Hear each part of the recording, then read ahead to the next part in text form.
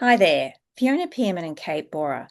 And this week we're continuing our conversation about resilience and particularly about the roadblocks or the things that undermine women and resilience. And we know that a lot of this sits around expectations. Firstly, our expectations of ourselves, the ways in which we think we should show up, what we think we should be doing, and kind of default beliefs and stories about what we have to do, and the idea that sometimes we need to do it all. We're not realistic. We've also got perhaps big ideas about what other people expect of us, but they're ideas in our head rather than explicit conversations. And it's really worth starting to unpack some of these ways in which we're potentially getting in our own way. And I think one of the ones we know is really important is our conditioned beliefs. They're things that we've kind of picked up since we were probably quite small. They may have even helped us early in our career. One of the facets of this tends to be the yes girl, the person who's always saying yes, always volunteering, always helping others. And this was something that we probably got rewarded for. It probably felt good to do. But eventually it gets to the point where it's so big and so broad, we're exhausted. And we don't necessarily have good boundaries around this because we think it's not okay to say no. We've kind of built some reputation about being a fixer or being the person that helps everybody. And so it's worth having a look at and examining what are some of these default beliefs that are perhaps not serving us anymore. Yeah, I think just that consciousness around uh, what is driving my decision making. As we become more senior, generally as we grow up, we tend to have more responsibilities professionally and personally. So our capacity um, can expand and contract. But what we see a lot happen is um, people expand their capacity, continue to expand their capacity for unsustainable periods of time, right? And that's when we break. That's what leads to burnout. So this ability to understand and get conscious around what's driving my decision making. What am I saying yes to? Um, Especially when we really want to say no, is really powerful. This is a critical part of our work and a key philosophy of the Acts of Confidence program, which is about becoming your own best coach. I think another piece that is useful and is really powerful in the program is when we start to dig into a conversation or reflection piece around perfectionism. We often say, historically, perfectionism can be a bit of a badge of honor, but increasingly, and in through the awareness raising and reflection process in acts of confidence, participants start to realize that actually, in many cases, perfectionism is more about ego. Um, and is about delivering at incredibly high levels and high standards that may not be fit for purpose, may not necessarily be needed. And actually, perfectionism in many contexts can be an un can be a waste of resources, especially if it's not needed in the situation, and especially if it's not valued by the organization. We often see women doing lots and lots of extra stuff or delivering, we often say, at a 10 out of 10 or a 12 out of 10, when it's quite possible that something really only warrants a 7 or an 8 out of 10 as well. And so, when we're doing that extra, when we're hitting that, delivering perfect, not only does it erode our capacity, in our experience, not only does it often have women making compromises personally in order to be able to deliver that above and beyond.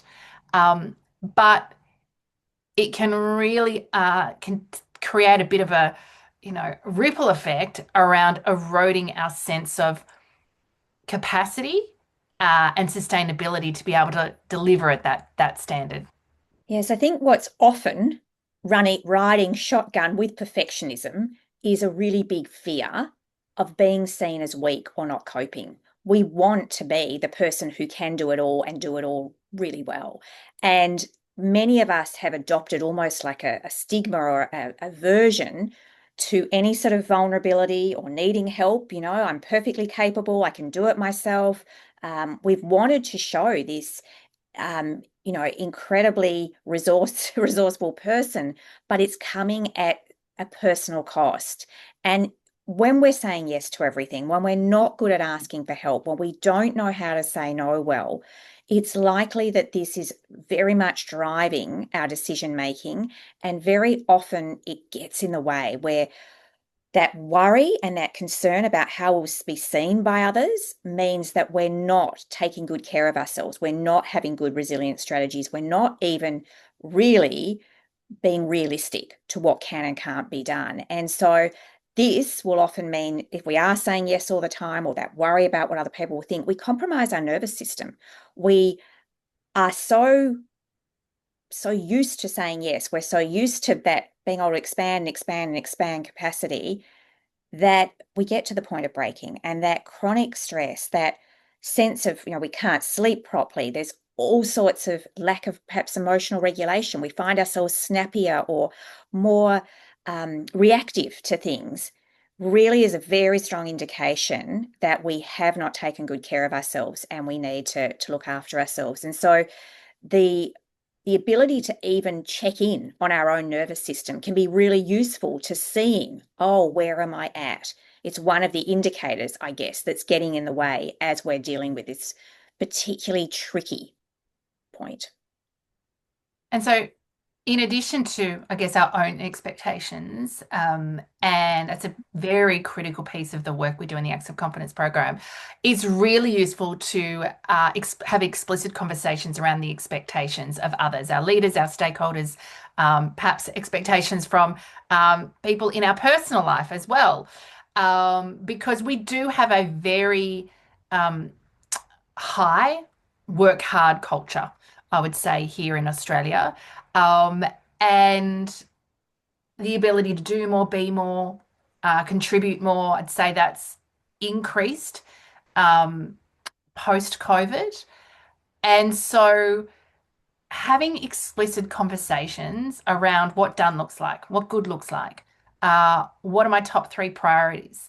We're often making assumptions, to my point earlier around perfectionism, that it needs to be done at a 10 out of 10, which is not always the case. Of course, that is sometimes the case, but it doesn't need to be the default. So having good conversations with key stakeholders in your world, personally and professionally, to make explicit what often maybe is an assumption from your end. And we know inevitably when we coach women around this, and we had a great example of one of our alumni recently who was realized actually that she was doing everything right at that sort of 10, that 12 out 10 out of 10, 12 out of 10.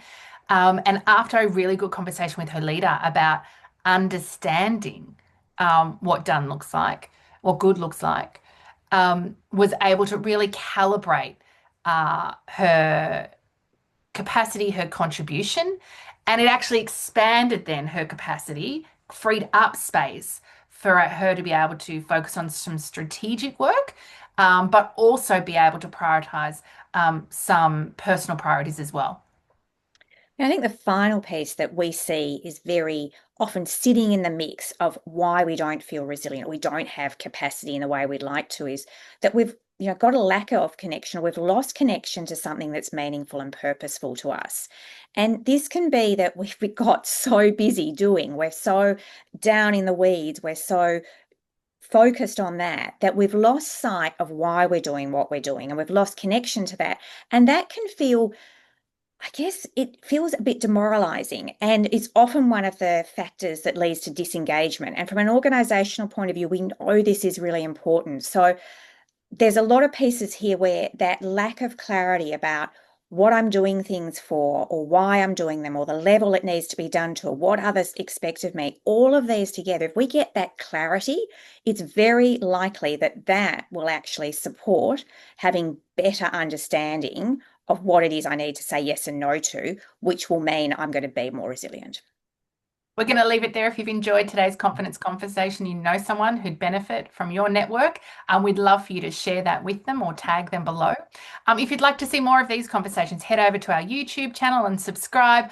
hundreds of videos across various different content, including this series around resilience over there, and also over 50 videos from AOC alumni who have been through the program and have shared the impact of the program on themselves personally and professionally, and some great conversations around they've shared around burnout. And if and when you're ready to go deeper with your relationship with confidence, or you'd like to find out more about the Acts of Confidence program, visit our website, coreconfidence.com.au.